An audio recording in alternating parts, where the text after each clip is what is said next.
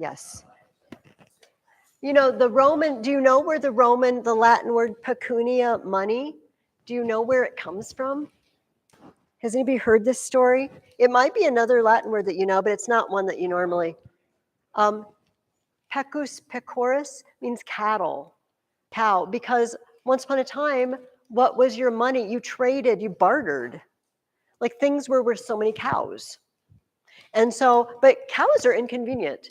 I do not want to bring cows to the grocery store. If I had cows, maybe I wouldn't have to go to the grocery store, but you know what I mean. The idea that I don't want to have to take animals and barter everywhere I go. So, but the money is named for, you know, like, well, how much is that cloak worth? Well, it's worth 2 cows. I don't know, that would be a really nice cloak. How much cloaks cost? But that's by pecus and pecunia have the words that sound very similar. Okay, I have as a Art of the Week another Good Shepherd. I told you, I'm just going to walk through, okay? I told you there wouldn't be the last one that we saw. They might be clipped or worn. It's hard to tell if somebody actually clipped them, or it could be. Do you notice that I haven't shown you a Christian statue yet? Like they've all been pictures on the wall, and but this one is an actual statue, and the reason is the early Christians didn't really get into making statues right away because it was too much like pagan gods. You know, all the pagan temples had idols, and the Christians didn't want it to get any to seem like they were doing that. And so this statue is from the Constantine, probably the same time as those coins, 300, 350. It took several hundred years for them to really understand, you know, what we're doing with Christian art is something completely different. And frankly, now paganism is on the downturn by the time of Constantine, and there's not really such a danger in it anymore. But the East never really did do statues. So if you go into a Western church, you know, anytime from Middle Ages up till now, you know, you'll see a lot of statues, a lot of 3D art. But if you go into an Eastern Orthodox church, it's all still 2D. It's all still drawings. They don't really do statues because in the East, they just never got over the aversion to statues. So this is in the West. This is in the Vatican Museum today in Rome. And just those of you who've been with me a couple of years, his pose, do you remember? Okay, so so long ago last year, we had the statues that were just like this, you know, like, I am stiff, I'm like an Egyptian, I don't move. And then we get the guys and they're just kind of standing normal. But then we got this thing going on, you know, the whole, it's called contrapposto. And it looks lifelike, but it takes a lot of skill. Because, you know, now one leg is sort of looks like it's shorter, and then your hips, and especially if you decide not to put clothes on this guy, you know, it does something to your muscle structure. This guy has clothes, but he's standing contrapposto. He's got the one leg bent, and the one leg. So he's doing a classical stance. Like, hello, I'm a classical statue, but he's not. He's Jesus, the Good Shepherd. And he's also, okay, I hate to say this, because I could never make something like this, but it's not real great. It's not classical statuary level of beauty. Statuary was kind of going downhill. And I don't have it. Oh, in Eusebius, there was a picture. Okay, I didn't make a copy of this, but there's a famous picture of four guys. And it was in Eusebius, and they're hugging each other. Like 2 guys are hugging each other, and the other 2 guys. And it's the 2 Augusti and the 2 Caesars. It's Diocletian and do you remember this? And they're really not very good statues. Like their faces are really like somebody with not a lot of skill made the faces. They don't look real good. They don't look elegant. You brought it. It's towards the end of one of the chapters. I remember seeing Here it is. There. Yeah, so Do you know what I mean? Like they're just not really, it's not good. Art was taking a downturn. Well, the empire was in problems. Remember we talked about famine, plague. See how they just don't, I think they're kind of hideous. I shouldn't say that, but I just think this is a nasty looking. Yeah. What is,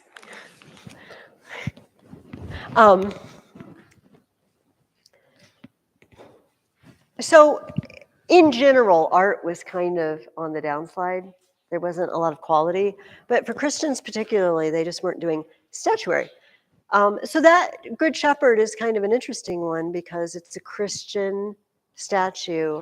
And we don't have very many of those. All right, let's dig into, I have several things I want to do. My table, they've taken my table away. So look over at my time. I'll try not to go too long on anything. Let's take a look at Athanasius. And then I want to talk to you a little bit about the book we're going to spend the next 3 weeks reading, which actually takes us to the end of Scholae. And then the last book will be sort of optional for you guys, The Consolation of Philosophy, because my kids will read it, but we'll be out of time here, and we'll deal with that. We'll make a decision. But they'll be recorded, you know, if you wanted to read it and watch it. So I need to start by asking you a question that my dad used to like to ask people and amaze them. I don't know if he made this up. And I think it is theologically accurate, and so I feel like I can do it. It's a bit of a riddle. What is the only man-made thing that will last for eternity? I don't think so. Because, well, first of all, I mean, you feel free to dispute. First of all, it's not completely man-made. Second of all, when we have the Word in person and we are there in communion with the actual Word himself, the embodiment of the Word in eternity, I don't think we'll need Scripture anymore. Scripture is what tells us of him, but when we have him in his fullness, we won't need it anymore.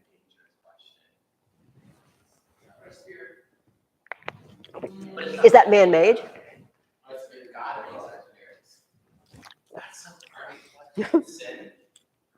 Oh, sin, yes, but sin will be abolished in the pit. And as far as I can tell, even the people in hell will no longer be sinning per se. That at the point where all knees will bow and all tongues confess that Jesus is Christ the Lord, to glory of God the Father, I think that that's kind of done away with that. I love it. Okay, do you want me to tell you my dad's answer? And it's quite thought-provoking.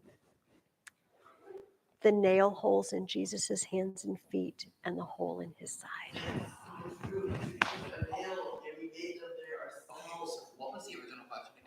What's the only man-made thing that will last for eternity?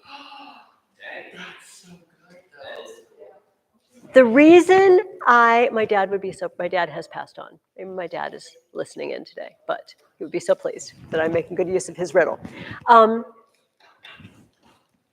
When we talk about the incarnation, first of all, what does the word incarnate mean? What does it mean, Ethan? Kind of like to be in the present. To reincarnate is to come back. To be incarnated. Does anybody want to add to that? Okay, physical. Carnivores eat meat. So incarnate means you are in flesh. You are actually in meat. Yes. You want to remember it that way. But I mean, these are true. But yes, physical reality in flesh. And so remember, and just think about this mind-blowing thing. As we are approaching Easter, and this is so appropriate, maybe it's good that I got sick and then we read this book Easter week, because it makes us think about why did this happen? Why did he do this? Jesus took flesh he didn't have before. He always existed, but he did not exist incarnate. and he will never, ever lose it. He didn't come and die and then return to what he was before. He became bound to a human body forever. The body that has the holes, the body that they crucified, it came out. He left the grave clothes there. He's walking around, give me some fish. Would you like to put your whole hand in the hole in my hand? He's got a physical, fleshly, whatever sort of flesh that is now. That's kind of, we don't understand. Like it goes through walls, don't know. But it's palpable, it's flesh, it can eat, it can be felt. And he won't ever give it up. He became something different forever for us. Is that, okay, I've kind of drummed that in, but yes. That's very thought-provoking because, Thomas was one who's like, are you really Jesus though? Did you really come back? And like, with my hands, you see this? It's there. That is a man-made thing that lasts, that had a lasting impact forever. Yes, I think it's yes. awesome. That's a really big question. And I have to admit, I mean, even though I knew doctrinally and theologically these things, but when my dad mentioned that, and when I read Athanasius, I start to really think about it. Oh my goodness, he humbled himself. And therefore he is exalted and given the name above every name. But he's given that as a creature of flesh, bound to what we are always. And that he gave up more than 30 years in heaven. Do you see what I mean? And he gave up his prior existence and is now forever a changed man, God, being. Yes, go ahead, Kyle. So, when sin is abolished, will be nails in the hand and side no way. Since what was put there was sin. It was put there because of sin. So when sin is gone, will it come back? I don't think so, because then everybody who died as a result of sin would have to also be returned to their state before there was any sin. If we're going to undo the effects of sin, then we'd have to undo a lot more than that, I feel. Although we do know that many effects are going to be undone because there's a new heaven and a new earth. But this is not a bad question, though, Kyle. I think not, but we can discuss this when we get there. How about that? You can, if and hopefully in that state, you will not feel obliged to say, I was right and you were wrong, and that is why I sing the song. You will not say that in heaven to me, because that will not be important to you anymore. But I used to say that when I was little. Okay, so let's take a look at what Athanasius says. So, he has a slightly different take on it, maybe than we do, especially in the Western Christianity. But we just want to see, what did he believe? And you got to remember who this guy is. He is the bastion of orthodoxy at a time when the heretics are taking over. Rampant. They are accusing him of that's really. Can I ask him to? Could you turn it down so we can hear it? Arians are accusing him of murdering people. Arians are putting him on the run. Arians are chasing him down. Arians are putting their bishops into all these churches. And for a while, Athanasius feels like, am I the only one left? Like poor Elijah, when he goes on the run from Ahab and Jezebel. I'm the only one left that worships you, God. And God says, no. What is it? I have 6,000 or 7,000 others that have not bent the knee to Baal. God tells him, no, you're not alone. But he felt like it. And so what he says is going to be really important for me to know. What did he think? Also, it's going to be representative of what is Orthodox teaching in the early church about this issue. Because, the Council of Nicaea decides Jesus is fully God. But there's a lot more to explore with that. Well, but about the man part, what does that mean? We're going to talk a little bit about that after we talk about the book.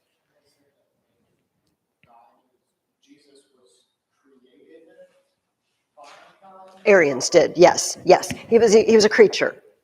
Better than human beings, but a creature. Okay, so chapter 1, we're just going to kind of dot through.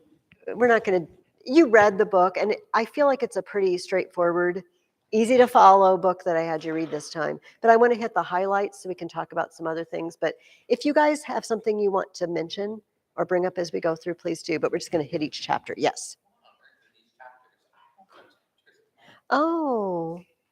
Can I look in yours? Do you mind? But I had the C.S. Lewis introduction. Oh, yeah. Oh, I wanted to talk about that first too. Oh, I'm so sorry. Yeah, there are multiple times in the introduction too. Well, It says like this is a great translation, and then a footnote says this C.S. Lewis is not referring to this translation. yeah. Okay. Okay. Yeah, okay. That's good for me to know. We switched it out because the Gamels found out last summer that this went way up in price on Amazon, this particular one for some reason. You know, prices just suddenly you put something on your list and then it's 3 times as much later. So, okay, I'll remember that, and maybe if this goes down in price, I'll put that back on. Okay, so hopefully you were able to find some of the things he was talking about. Yeah, let's talk about the C.S. Lewis first, because I asked you specifically to read that. Obviously, part of it is about this particular book, but part of his intro was about the fact that sometimes we're afraid to read old books because we think they're going to be hard. Now, I have asked you to really read a lot of stuff this year, and some of it's been pretty hard. Some of it's just been a lot of volume. But C.S. Lewis said, but it's almost always easier just to read what Athanasius said than to read some modern theologian's book about what he said, because it's just all full of, academic speak and words that you're not sure what he means by that. And so just go to it and try it. And I am going to be C.S. Lewis's salesman for you. When you're in my classes, you're being made to read old books. But don't be afraid to read them on your own. Don't think I'm not smart enough to understand this book. This is Aristotle. This is Plato. I won't understand. Well, you're not going to understand everything. I don't understand everything.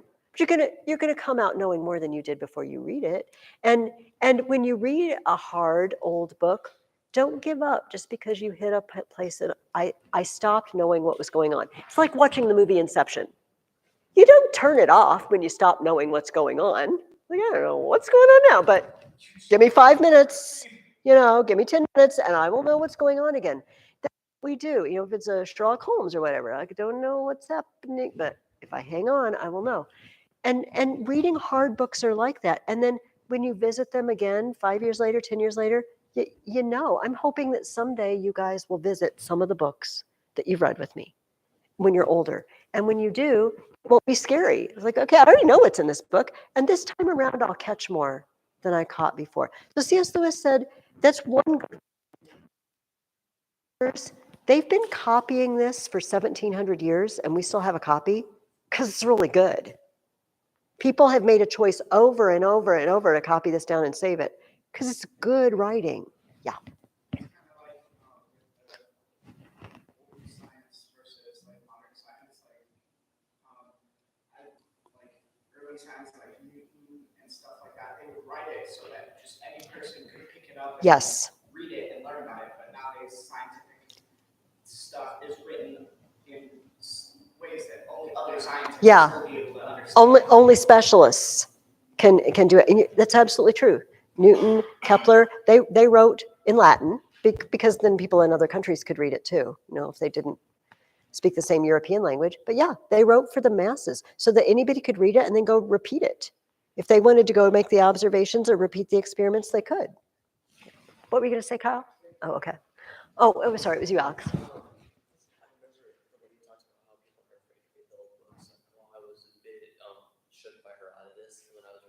And he would shake a person. Yeah, and so I'm like, since I've kind of matured a little bit more after, since I didn't finish the book, I decided to go back and read the entire book. Good for you. And see if I can try to follow along while he goes on. Yeah. And maybe you won't revisit them, but C.S. Lewis says that's one good reason to go straight to them, because they tend to be superior authors and more understandable. and they've withstood the test of time. He also gave us another reason, though. And this is a really important reason. And this is why I love to do what I do with you guys. We live in 21st century America.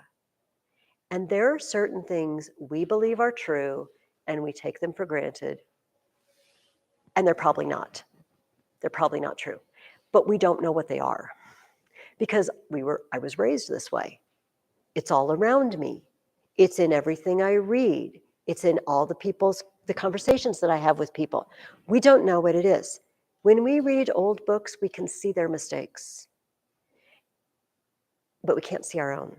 And it's unlikely we're going to get sucked into their mistakes. I'm not going to become an Aryan because I read about the Aryans. I'm not going to become a pagan by reading the Iliad. This isn't going to happen to me. But if I have a steady diet of modern literature, whatever they're peddling that's not quite right, and I can't smell it, I can't sense it, I'm going to get sucked in further down a hole that I'm already wrong in. So C.S. Lewis said these books, if I'm over here, if my society is on a spectrum over here, and this is truth, this is the middle, I need things that will pull me back over and make me more correct, more in line with the truth. And modern works are probably not going to do that. Not necessarily because they're all bad, but because where they are wrong, I will not see it. I will not know it. And it will just reinforce my wrongness. Yeah. There's something interesting I read about old books that I read, enabling yours and some of the books that my mom recommended.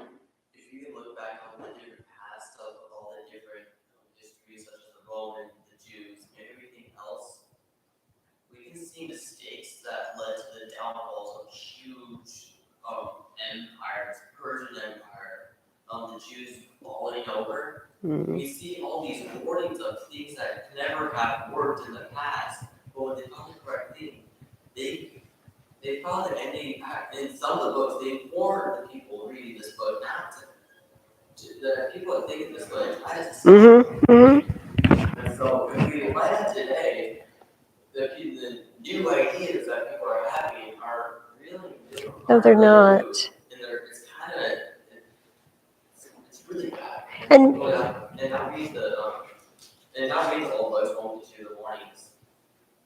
yeah, that's very well said. Yeah, Kyle. There isn't. And so hopefully you guys will be a little bit more armed having read things with me. If all we accomplish, like you don't remember Thucydides or Herodotus or what's on Achilles' shield, it's fine. But if you're just armed against the stuff that you see and hear, and you're armed with some good examples, maybe you will remember what some of the choices that some of these people made that were good choices or bad choices, and act accordingly. All right, so that's why I love that intro, because he really sells reading though. But of course, this was his day job. He wasn't an author and a theologian. He was a professor of medieval literature at Oxford. This is his profession, and he knows whereof he speaks because he spent a lifetime reading old books. So his read for every couple of new books you read, make sure to put an old one in there. And I would put well over 100 years old. You know what I mean? Like, yeah. And so whether you will follow his advice, that is up to you, but it's healthy advice. So, okay. On to Athanasius. Chapter 1, which some of us have, was called Creation and the Fall. My question for you on chapter 1 was, how is the subject of creation related to the incarnation? Why start there? All of these Arians are saying that that Jesus was created, and so we probably should figure out what was actually created. Okay. All right. So it's important for us to know, what do we mean by creation? And does Jesus fall in that category? Okay, that's one thing. Yeah. And because it sets the stage for the first covenant days of Adam, and then how Adam broke it, and the Yes. Which he is going to pursue in chapter 2 when he talks about the fall. He says, okay, this is in my book that looks like this, because some of you have this. It's in section 1, but it's on page 26. We will begin with the creation of the world and with God its maker. For the first fact that you must grasp is this: the renewal of creation has been wrought by the selfsame Word who made it in the beginning. Jesus came to renew creation. And who gets to do that? The Creator. The Creator. When he came to bring life, he came to bring it to the same creatures he gave life to in the beginning. And this is very important for Athanasius. Remember, those Gnostics who taught that there was another creator. We talked a little bit about that there was an evil creator because matter is all bad, and then Jesus' Father is the good God who's come to undo the bad. Athanasius will have none of that. So no, the Creator is the only one who can renew his own creation. And so it is important that he do so. Well, why does he have to renew his creation? Page 29 in section 3, he says, at the bottom of 28, he set them in his own paradise and laid upon them a single prohibition. If they guarded the grace and retained the loveliness of their original innocence, then the life of paradise should be theirs, without sorrow, pain, or care, and after it the assurance of immortality in heaven. But if they went astray and became vile, throwing away their birthright of beauty, then they would come under the natural law of death. Not just die only, but remain in the state of death and corruption. Hold on to that. We're going to talk more about that. Do you notice he didn't really say anything about disobeying? I mean, he said if they went astray and became vile. He doesn't specify. But he seems to focus on they're going to be in a state of death and corruption. He's going to use corruption a lot. Let's just, what is corruption? What does that mean if something's corrupt? Okay, we do use that word. It means bad stuff. It means illegal bad stuff.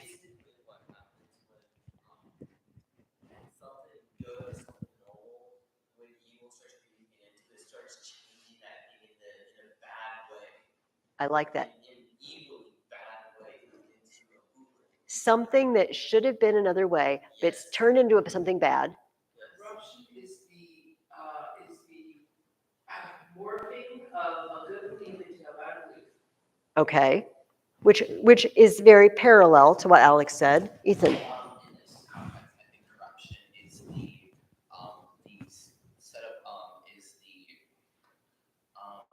separation from God. And when it says vile, I tend to think that's when you're turning away from God. To embrace evil. I agree with everything so far, yes. Corruption, in the general term, is perspective-based. Yeah, but we're gonna use God's perspective. Yes. How about that? Okay, yeah. Now I'm gonna fling something else at you. He says death and corruption. Corruption, in the way this is being translated, I think, means all of these things, but it means something more specific as well.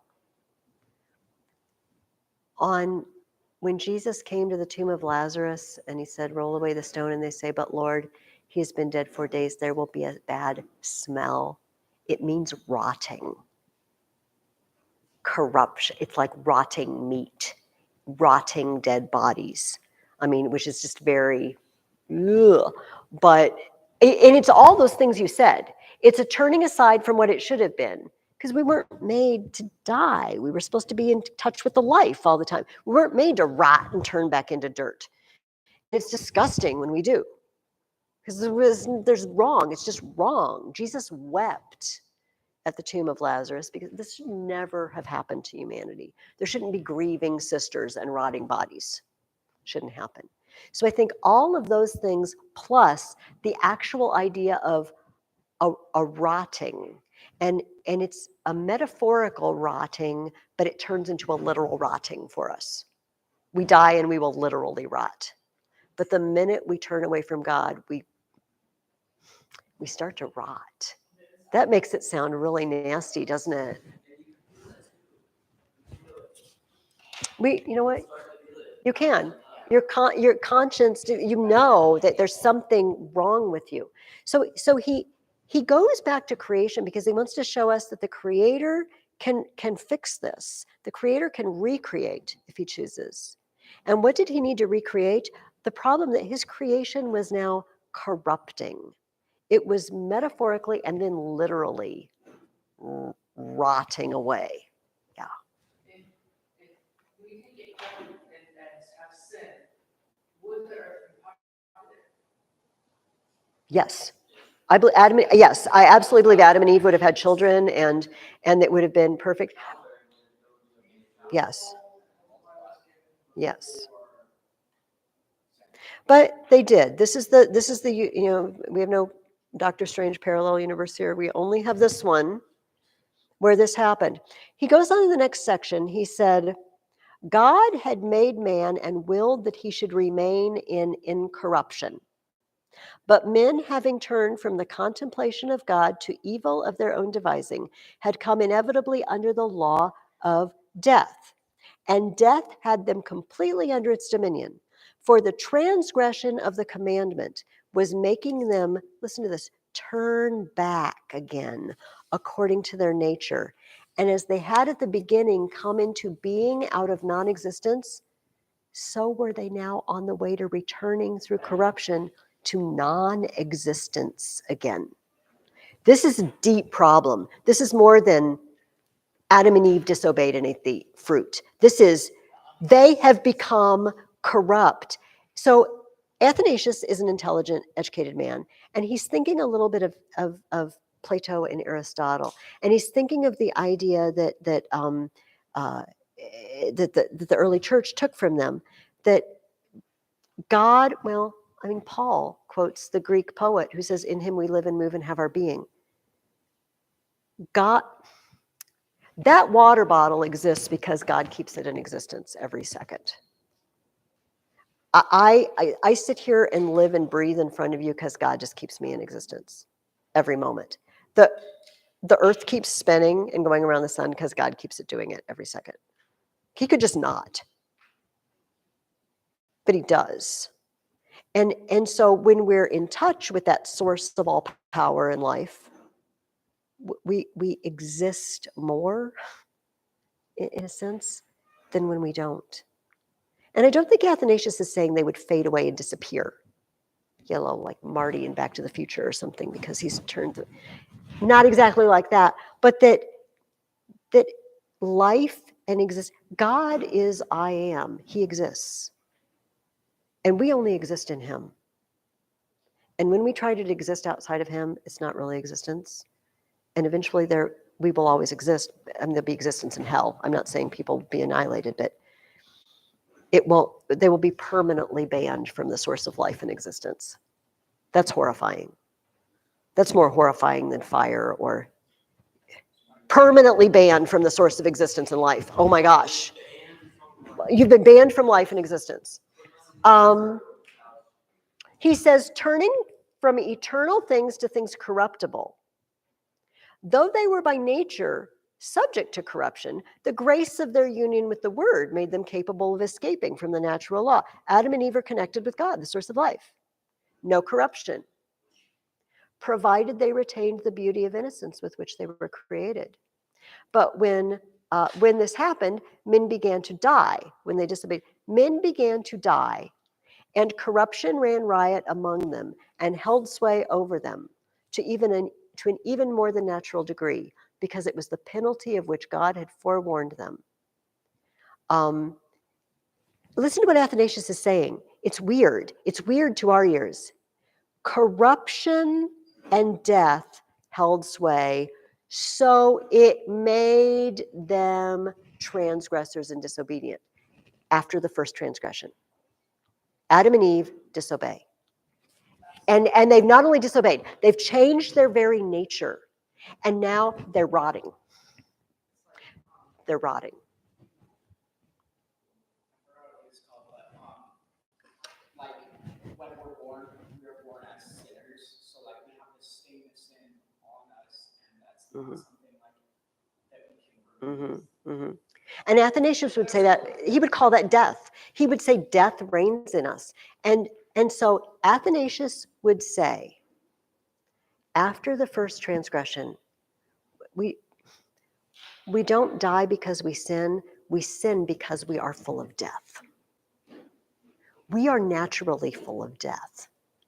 And it just comes out in sin. Yeah. You know, since we talked about C.S. Lewis earlier, I don't remember which book it is, but he said it's like a department store full of mannequins, and the rumor is that some of them are coming to life. Some of them are touching life and moving around and are no longer plastic. That's us. Yeah. That's why every time I've asked, It is. I argue that when a baby dies, so I went to this winter camp, and I had this friend who asked me, will a baby, when a baby dies, does it go to heaven or hell? And also, if somebody is impaired of the mind and cannot grasp the concept of Jesus, will they go to heaven or not? I argue, yes, they're going to go to heaven. Why? Because they haven't experienced the first sin. They haven't experienced something that's going to kill them for the rest of their lives. I mean, until they give themselves to the Lord, which the Lord is a redeemer. The Lord redeems our dying bodies, our dying souls, you could say. But I argue that babies are going to go to heaven. Why? Because they haven't experienced that first sin that's killing Yeah. souls of their lives. Yeah, so I see what you mean. So looking forward to this, what we're actually technically here. I would say that we would technically be here, considering that we've all sinned, that we would have the taint sin on us. I would say that babies wouldn't go to heaven. I'm gonna be the voice of the fathers now. The fathers would not agree with you. They would say that we are born corrupt already. Now, my answer to what happens with baby, and we're going to pursue this more with Athanasius.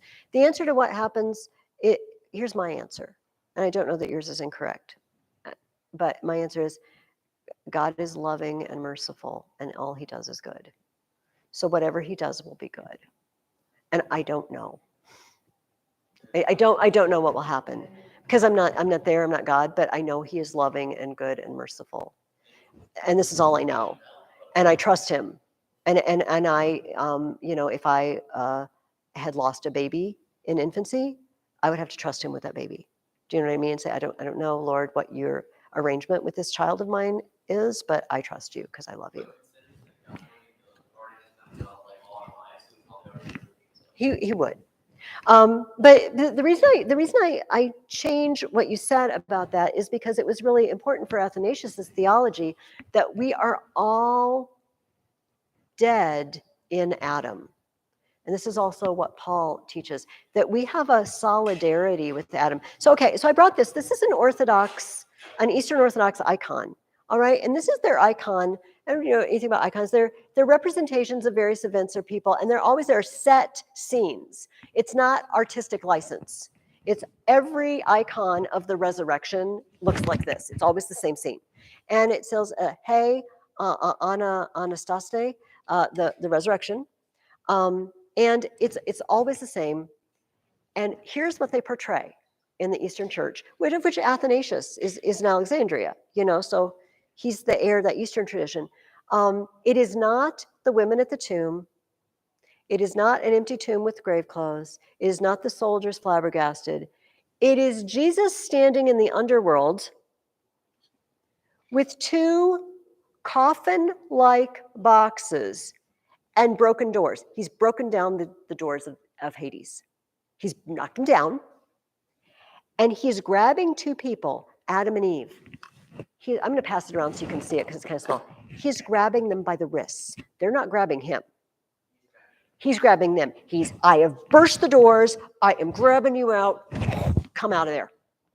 You're alive. I am bringing life.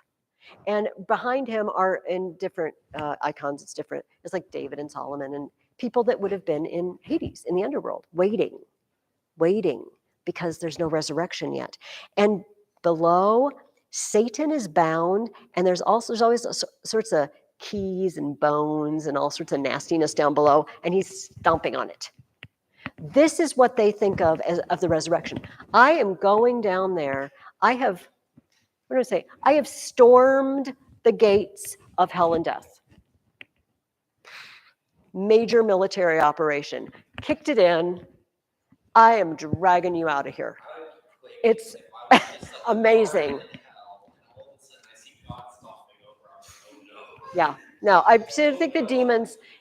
So those of you who read the Divine Comedy with me next year, this will be mentioned a lot in Inferno. It's like, remember that time when he busted things down and just broke in, and the demons don't talk about it very happily in the Inferno. Okay, so in chapter 2, it's the divine dilemma. Why couldn't Adam and Eve just say, God, we're so sorry, please forgive us? Okay, and what does that mean? So what?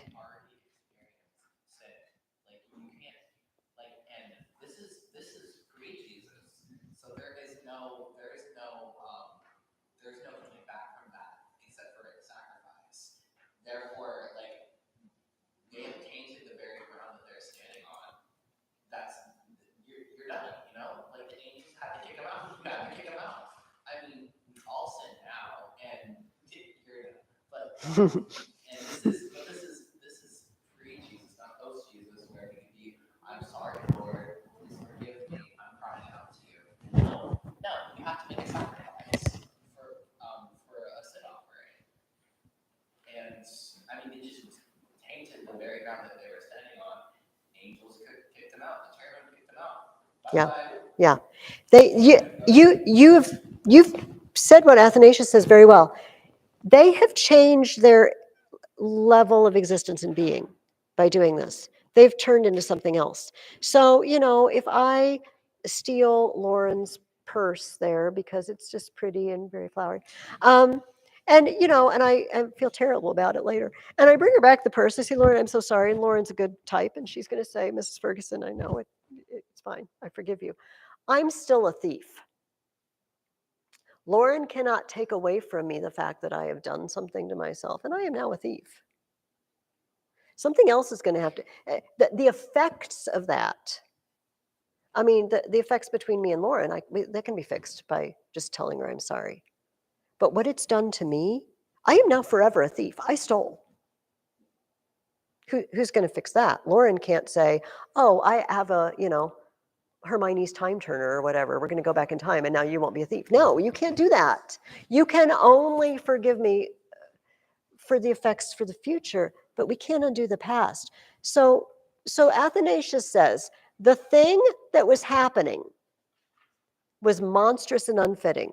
His creation was dead.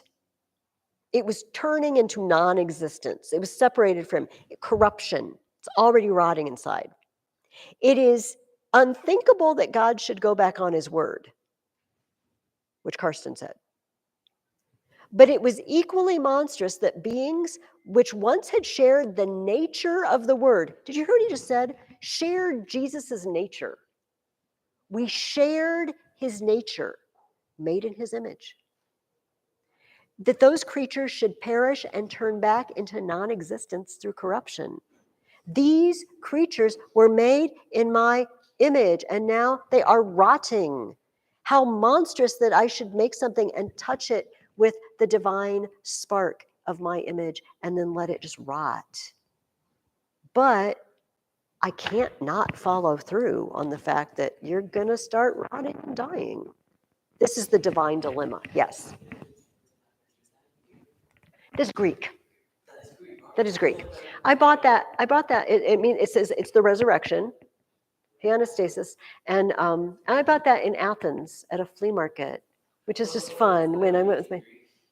Yeah, although a lot of a lot of Eastern churches have things in Greek because Greek was the main language, just like Latin was the main Western language. Greek was the main Eastern language for centuries. But yeah, it is pretty cool. I don't. Are there words, or is it just a bunch of little symbol-y things? Oh, no, I don't know. It does look like words. No, my eyes are way not good enough to see that, Kyle. This is so weird because like literally you say the Bible says the divine level regarding life and death, and the divine level regarding knowledge and ignorance. That was the beginning of my stuff. Okay, you know what? Would you mind if we have time? Can I just glance through your book again after class so I can know if I should take that off the list for next time? Okay, so it says repentance would not guard the divine consistency. For if death did not hold dominion, God would remain untrue. Nor does repentance recall men from what is according to their nature. Like I said, Lauren can forgive me, but I'm still a thief now. Had it been the case of a trespass only and not subsequent corruption, repentance would have been well enough. If it hadn't turned Adam and Eve into another sort of creature, they could have said, "We're sorry, God." Okay. But now you're rotting. You are beginning to rot and fall away. There's drastic measures are called for here. And he says, what, or rather who, was it that was needed for such grace and such recall as we required? Who saved the word of God himself, who also in the beginning had made all things out of nothing? His part it wasn't his alone, both to bring again the corruptible to incorruption and to maintain for the Father his consistency of character with all. Do you hear how this is very different? For my Western American ears, my whole upbringing is, Jesus died to pay a sin debt. Athanasius is saying, tells us nothing about paying the debt. It's, I have to restore creation and undo corruption. This is how he's viewing it, which is amazing to me. I mean, I want my debts paid. Don't get me wrong. But the idea that it's not just a transaction where I owed something that I couldn't pay, and so Jesus stepped in, that strikes me when I read Athanasius as different than, holy cow, I was rotting. I was a stench-filled, rotting creature, and Jesus comes in and he recreates. He bursts out of the tomb, life. And he said that, right? I've come that they may have life and have it to the full. He's life. That's this Sunday. That's what you're celebrating. I'm so glad my debts are paid. But I want life. And to focus on that like Athanasius does really puts it, I don't know, makes me very thankful. I don't want to be rotting. We'll put it that way. Yes. I wonder what it's like to see the world through Jesus' eyes. Because seeing how you were talking about sensual people, I wonder if it's like there's pure light people and you just see these growing corpses.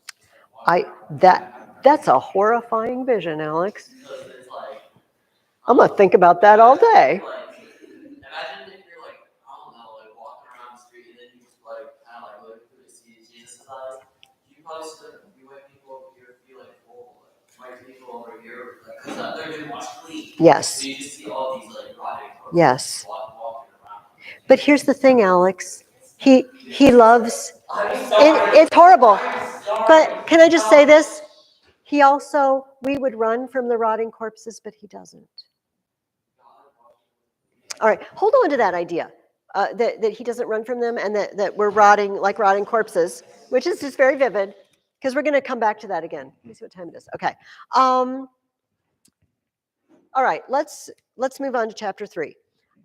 What two things does Jesus accomplish by becoming a man, according to Athanasius. And unfortunately, I did refer you to a section that helped Ethan not know. Yes, first of all, it says, he banished death and made us anew, and made himself known, made the Father known. He, and invisible and imperceptible as in himself he is, he became, I'm at the bottom of page 44. He became, top of 45. He became visible through his works and revealed himself as the word of the Father. Earlier in chapter 3, Athanasius says, look, okay, so they're now rotting corpses. In the same section. Oh, on the same pages? But not the same pages. It's page 66, section 16. Oh, okay. Okay, perfect. Okay, well, I'll try to say the section. Athanasius says, look, people had creation. They could see God through what has been made, according to Paul. They ignored it, or they worshiped it. They had godly examples. You ever think about the fact that Adam lived for hundreds of years? For how many generations of his could have come and talked to him and said, Adam, tell us about the garden? They had examples. But we know what the first 6 chapters of Genesis look like, or chapters, 3 through 6 anyway. It's like rampaging death and sin and sin. And then he said, God gave you the law through Moses. Did we keep the law? No, we ignored the law. So drastic measures, like I said, there is no other way. What else could he possibly do, being God, but renew his image in mankind? He had first to do away with death and corruption. Okay, I love this. The next section 14 is, so back before 16, back to 14, is his analogy of a portrait. He said, somebody sits for a portrait and they paint your portrait on a panel and it gets grimy over time. Paint gets rubbed off. Somebody dumps, I don't know, mud or chocolate syrup or red soda, red Kool-Aid. Red Kool-Aid just kills everything. And you can't see the picture anymore. He said, but they don't throw away the panel that it's painted on. You get the artist to come and clean it away and retouch it up, recreate the portrait. And he said, this is what Jesus came to do. But it doesn't do you any good to do that if people are going to keep dumping Kool-Aid chocolate sauce on the painting. Corruption. How is the words chocolate sauce and corruption coming together out of my mouth? What has happened to me? Chocolate sauce is amazing, but not on a portrait. Until he gets rid of death, it doesn't do him any good to recreate the image on the panel. They're just going to keep throwing goo at the panel. He has to fix the death problem, and then he recreates the image. I love that analogy of him coming to redo the portrait, and he can do it because he painted it. He's the original artist. Yes, but originally, so at the Holy Thursday, Maundy Thursday, at the washing of the feet, and Peter says, "Well, wash all of me. Like if I have no connection with you unless you wash my feet, wash all of me." It's like, after you're clean, you only need your feet washed. You don't need the whole treatment, the spa treatment, all right? But initially you do. And you know what? We do too. We dunk you in the water, don't we? We completely wash you clean. After that, you tell God, I'm sorry. And you just get your feet washed, so to speak. You know what I mean? And you don't. But initially, he has to come recreate the whole portrait. He has to clean up the whole thing. And then it's maintaining that life. Just brush it off a little bit. Yeah. It's not to say that baptism saves you per se, but it's the example of showing that you were saved. That water washes you, clean, and it shows that you've been washed clean by Jesus. And yes. We'll talk about baptism in a moment more, I think. Actually, Okay, yeah, let's talk about it now. This is in section 17. At one and the same time, this is a wonder. As man, he was living a human life, and as word, he was sustaining the life of the universe. And as son, he was in constant union with the Father. Then skipping down, it says, nor was he defiled by being in the body. Rather, he sanctified the body by being in it. The rotting corpses, this is what I was thinking of earlier when you said that out. The rotting corpses, the sin, the filth, it doesn't rub off on Jesus. He heals it when he touches it. So he steps into the Jordan River to get baptized. The water, for other people, the baptism made them holy. He made the water holy. He doesn't need it. It needs him. He touches it and it becomes holy. So you see where I'm going? He takes a body, bodies become holy if they're plugged into the life source. Not all of them automatically.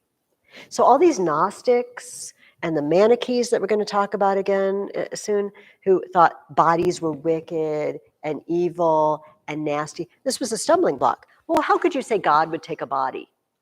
No, you don't get it. When God takes something, he makes it holy. It doesn't defile him. He fixes it. Everything he touches, including our bodies, our lives. He took one. Say it again.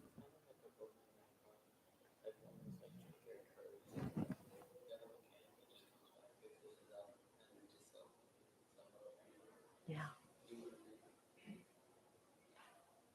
Yeah, Kyle. Every piece of water on the surface has been touched by water. Yes, yes.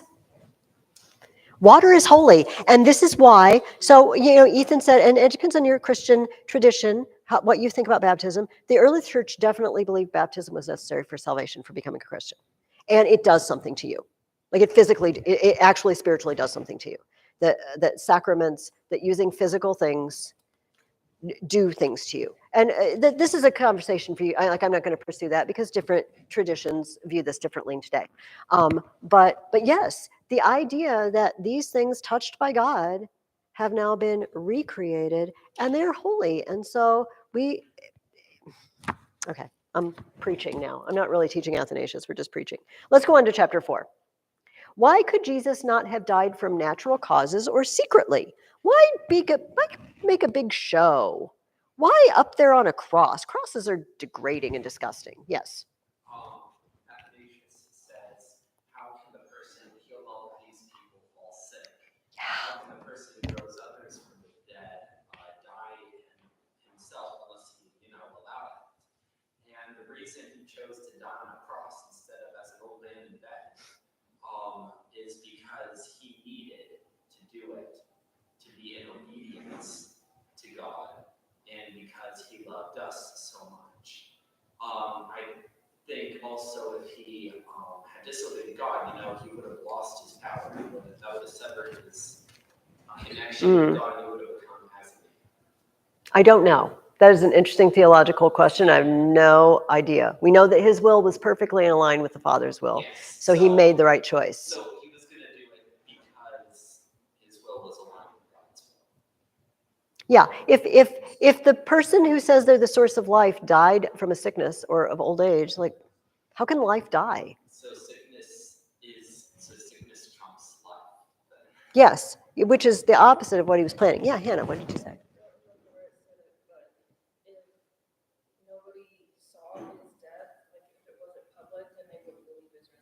Yeah. He's like, I was laying in bed and I died a few days ago and now I hear I'm alive again. I'm like, no, you didn't. No, you didn't. That's an important one, actually. Yes. If nobody saw his death, and especially if nobody killed him, this is not fulfilling prophecy. This isn't fulfilling prophecy of the world turning on the Creator. This, it's prophecy, and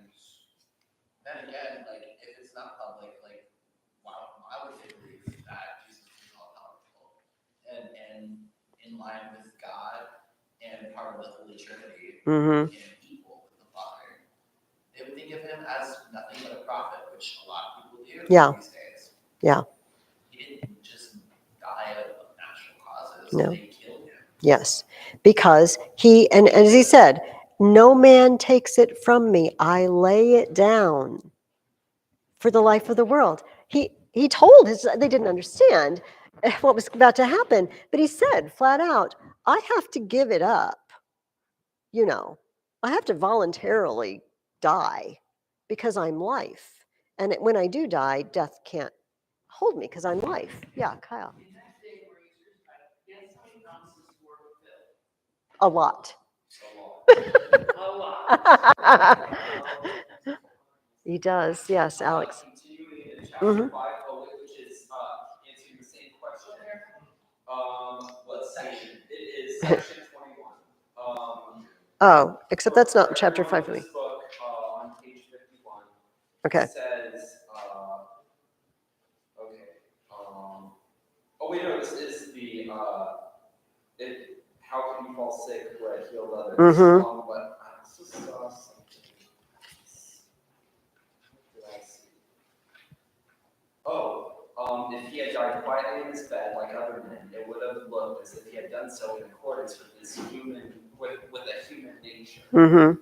And because, and as though he was indeed no more than other men, but because he was himself word and life and power, his body was made strong, and because the death had to be accomplished, he took the occasion of perfecting his sacrifice not from himself, but from others. Yes, very good. On the next page, on section 22, it says, the supreme object of his coming was to bring about the resurrection of the body. Do you ever think about that? Okay, I'm going to speak for myself. Because of the Christian traditions in which I've been raised, I always think he came to pay the debt of my sin. The supreme object of his coming was to bring about the resurrection of the body, life. This was to be the monument to his victory over death, the assurance to all that he had himself conquered corruption and that their own bodies also would eventually be corrupt. And then listen to this. A generous wrestler, virile and strong, does not himself choose his antagonists, lest it should be thought that some of them he is afraid. Rather, he lets the spectators choose them, and that all the more if they are hostile, so that he may overthrow whomsoever they match against him, and thus vindicate his superior strength. Even so it was with Christ. He, the life of all, the Lord and Savior, did not arrange the manner of his own death, lest he should seem to be afraid of some other kind. He's like a wrestler going into the ring. You know, there is a beautiful poem called The Dream of the Rood. It's an early medieval Anglo-Saxon poem, and it's Jesus as a champion. And when he's going up on the cross, it's like he takes off his clothes just like a wrestler getting into the ring, you know, and mounts up the cross because it's a mission to take down death. It's a fabulous picture of Jesus as the hero. Jesus is the warrior. It's like, I'm coming to take out death. Death that has everybody cowering and has everybody under his thumb. Done. But it's going to cost him. He has to die. He has to go to the enemy territory, and he could take that enemy out. He has to because he's life. It's very cool images from Athanasius. How does Athanasius say we know that Jesus did indeed rise from the dead? Here's some interesting reasons, I thought. Maybe not the ones that you would naturally think of. So we talked about, Hannah mentioned witnesses and things like that, but he doesn't really mention that. What does he mention?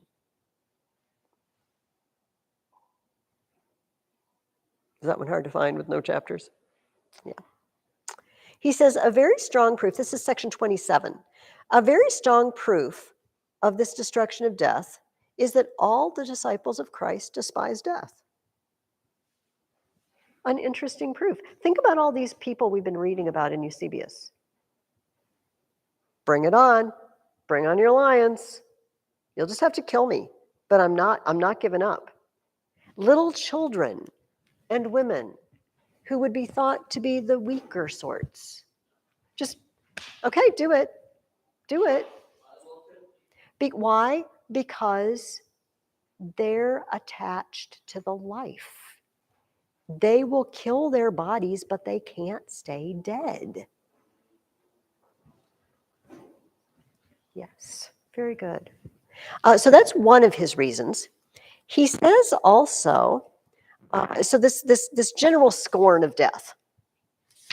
We just don't care about death anymore.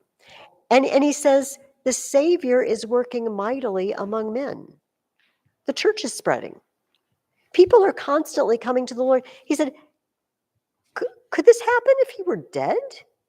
Do dead people draw followers and work, and not just draw followers, but work miracles among them?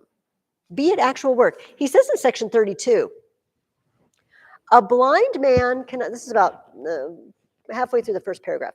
A blind man cannot see the sun, but he knows that it is above the earth from the warmth which it affords. Similarly, let those who are still in the blindness of unbelief recognize the Godhead of Christ and the resurrection which he has brought about through his manifested power in others. Obviously, he would not be expelling evil spirits and despoiling idols if he were dead, for the evil spirits would not obey one who is dead. If, on the other hand, the very naming of him drives them forth, he clearly is not dead. And the more so that the spirits who perceive things unseen by men would know if he were so and would refuse to obey him. Demons aren't, they would know if he was just dead. The demons apparently think he's not dead, and they should know. But as a matter of fact, what profane persons doubt, the evil spirits know, namely that he is God. And for that reason, they flee from him and fall at his feet. He's alive. He's working through his people. So these are his proofs. Interestingly, it's not like we would think, well, there were all these witnesses and it's well documented. And he's like, no, death is now treated as nothing. Paul says, death, where is thy victory? Death, where is thy sting? It's gone. Yeah, my body's going to die. It's not going to stay dead. Myself, I'm not going to stay dead. So the rest of the book, most of the rest of the book is his long refutation of the Jews and the Gentiles. I'm not going to dig into these. I just wanted you to get an idea of two things. First of all, how does he argue against the Jews who claim that Jesus isn't God? What does he use to argue against them?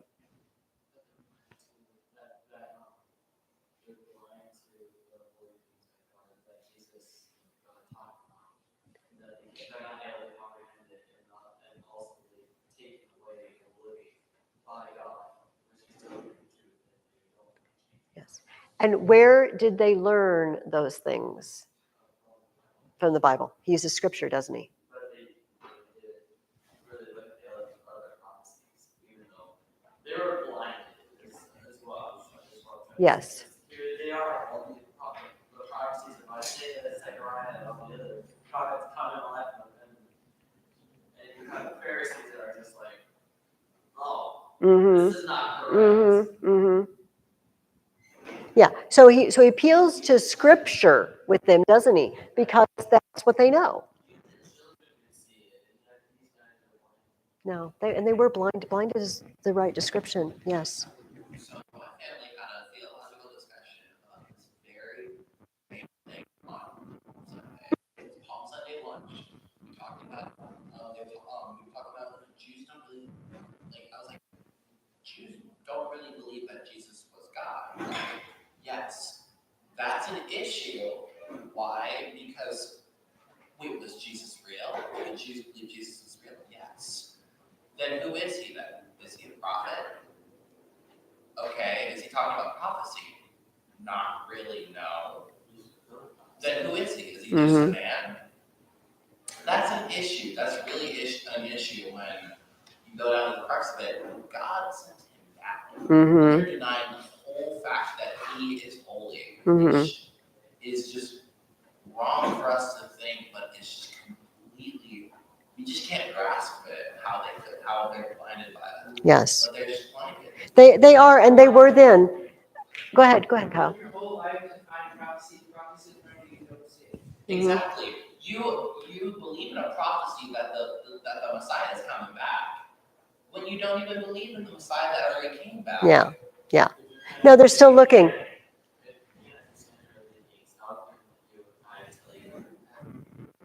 What Jesus said, we call on God as Abba. What does Abba mean? Father. And do you know what bar in front of son? Who is Barabbas?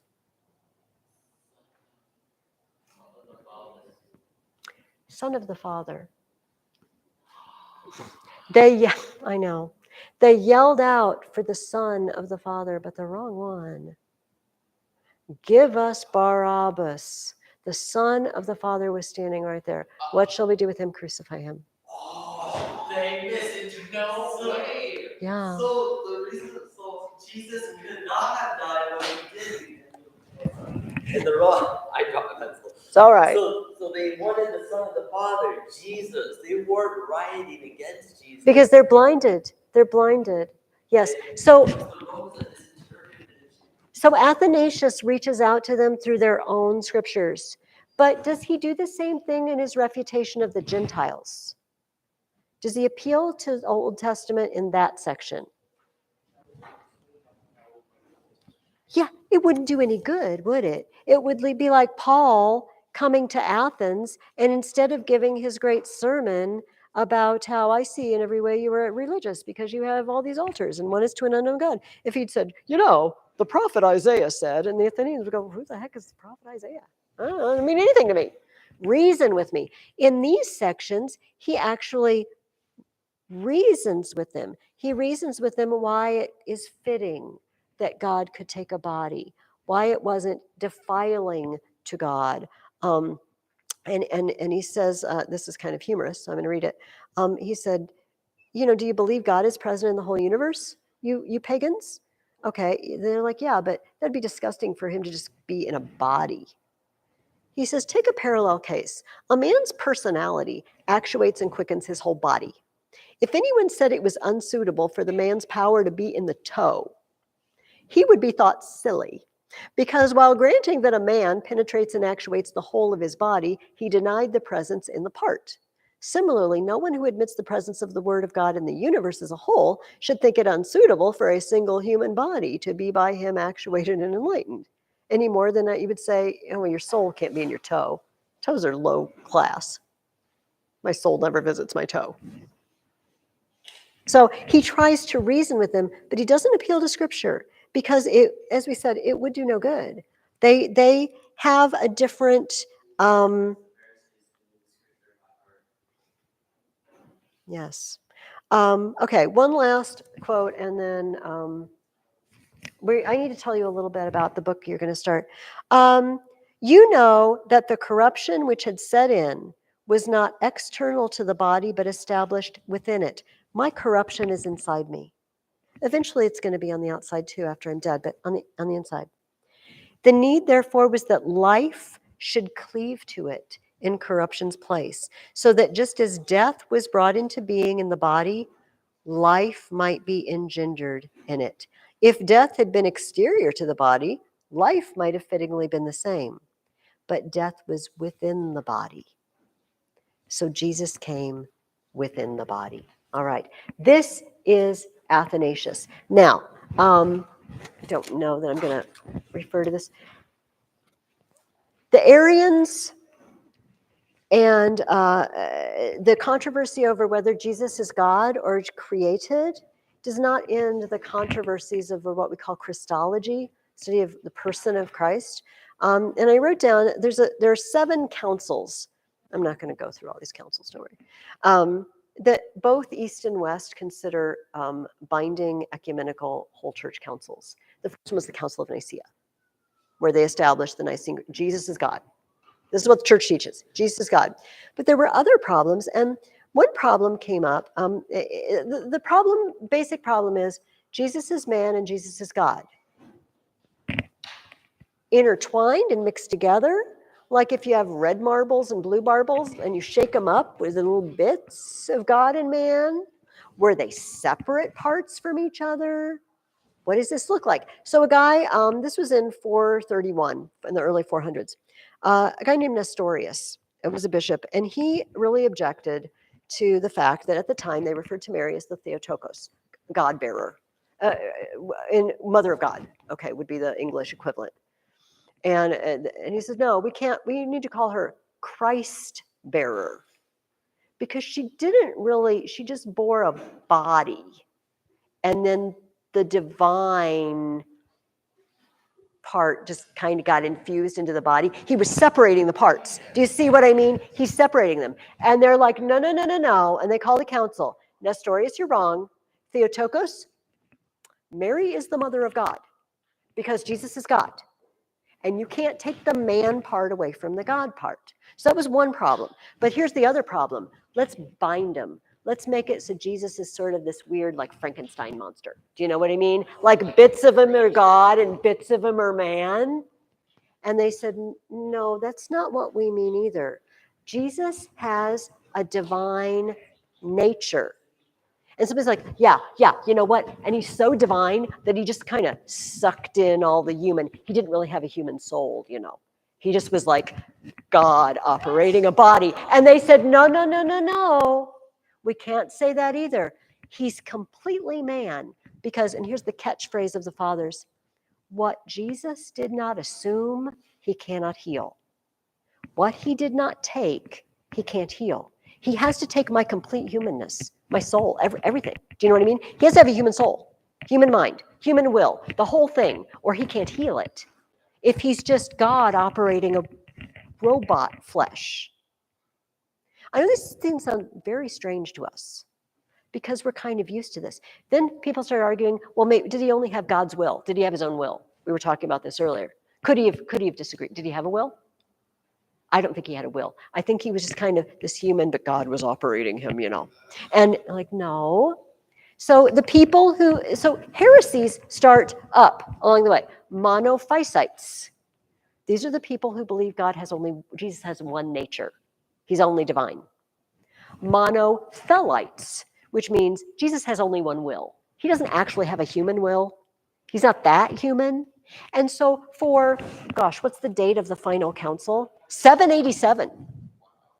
For hundreds of years, they're debating, what does this mean that he brought life to my whole being? What do you mean he had a soul like me? Do you mean he had a body completely, a will like mine, but in perfect communion with the Father? Yes, that's what we mean, that Jesus is the God-man. And Athanasius said, Jesus became what we are so that we can become what he is. Only we will not ever be it by nature, only by grace. He said, I call you brothers. Paul said, we're fellow heirs with Jesus. We get to be what he is by grace. But he is always it by his own nature. We're only it by connection. If we pull out and we disconnect, we don't have life anymore. We don't get it. It's very cool. But we are the heirs of all these arguments and disagreements. You know, when we take it for granted, Jesus is God, Jesus is man. But you know, if you ever stop and really think about that man sweating blood in the Garden of Gethsemane, how would you feel if you knew you were just about to be nailed to a piece of wood? Oh my gosh, it's fully human. That's what he did for us. So as we're contemplating that this week, it's good to think about it. Yeah, Kyle. So how can Bill like, God, I want to do this if like I was about to say the garden. Yes. Not my will, but yours be done. Okay, give me a few minutes of your attention and then I will let you go. We are going to start reading the very first autobiography ever written. There was a young man, and his mom was a devoted Christian. His dad was a pagan. And they had one thing in common. They knew their son was super smart and they wanted to have the best education and get a super good job. And unfortunately, even his Christian mom sometimes thought a little bit more about his getting a good job than his soul, although she always worried about that. His dad, though, didn't care. And so they sent him to the very best schools, scrimped and saved, borrowed money to get him a good education. But he thinks his mom's religion is a joke. This whole Christianity thing, you know, I read good authors. I'm training to be a professor of literature and rhetoric. It's a bit like And C.S. Lewis. yeah, yes. And so he hooks up with bad crowds, petty theft, a little bit of rioting in the streets, lots of women, loves the women, and gets a really good job. And his mom just keeps praying. She just keeps praying. He, on the other hand, joins the Manichaean heresy and becomes a Manichae. Yay! And his mom keeps praying. She goes to her local priest or bishop, and she's just like, you need to talk to my son. He's like, he's not ready. I'm not going to do it. Please, you got to talk to my son. Finally, he just says, look, it is not possible that the son of so many tears will be lost. It's not possible. So he runs away and goes to Italy for a better job. She keeps praying. And eventually, this man, St. Augustine, has a God epiphany moment in his garden and becomes Christian, and becomes not just a Christian, but the foremost theologian in the West of his time, and maybe the most formative one for all of Western Christendom. This little thief who slept around, had at least one child out of wedlock, and his mom prayed. That is Augustine. And he wrote, why? I do not know. The very first autobiography, he wrote tons of other stuff. But he wrote a book called Confessions. And when we say confession, we usually think of it in a religious sense. We're confessing to God, or you're going to confession, you're confessing to a priest or your clergyman. And he does some of that, confesses his sins. But it means really just to speak out, to speak forth, right? And he says, I'm just going to lay it all out here. This is who I am. I think this is what I'm thinking. Only God knows for sure. This is what I've been. This is who I am. Take it and learn from it, whoever will. I want you to read books 1 through 3. Now, when you get home and you pick up your book, it's going to look kind of a longish book. It's got 13 books, 13 chapters. We're only reading 1 through 9 because the last 4 are all about what is memory? What is time? What does it mean? In the beginning, God created the heavens and the earth. Okay, we're not reading that part. Okay, it's fine. You read it on your own it's interesting, but it's not his life stories in the first 9 books. So over the next 3 weeks we have remaining, we will be reading 3 books of Augustine's Confessions. And I need to ask you also, is everyone okay with their Constantine encomium or invective? I do. I wanted you to continue to use personification, anaphora, litotes, and metaphor. And our new one, most of you in this room have probably done this at some time with me. It is antithesis. Antithesis, if you want to write it down, I will give you an example and a definition. Antithesis is comparing to opposite or unlike things. And then I'm going to give you an example because that makes it sound, that's not a very good definition. Comparing to opposite or unlike things. And here's my example. And I think I've used this on some of you. In summer, I drink cold lemonade, but in the winter, I like hot chocolate. You see, I'm comparing summer and winter and a cold drink and a hot drink. That's an antithesis. You don't have to really say, you don't have to explain it to me. Summer is very different from winter in that it is hotter and therefore we like cold drink. No, you just set the 2 things side by side. So Constantine was devoted to God. His sons fell away and fell into the Arian heresy. That would be antithesis. You see, I'm comparing people who followed the truth and people who fell into error. Does that make sense? I'm sorry. I totally forgot about that and time got away from me. Yes.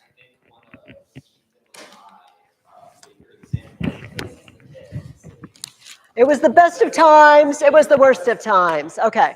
Yes, that whole first paragraph is just one huge antithesis. So it's just setting aside, the the roof of this, the ceiling of this room is ugly, but the carpet looks very nice. I mean, it doesn't have to be fancy. It's just okay.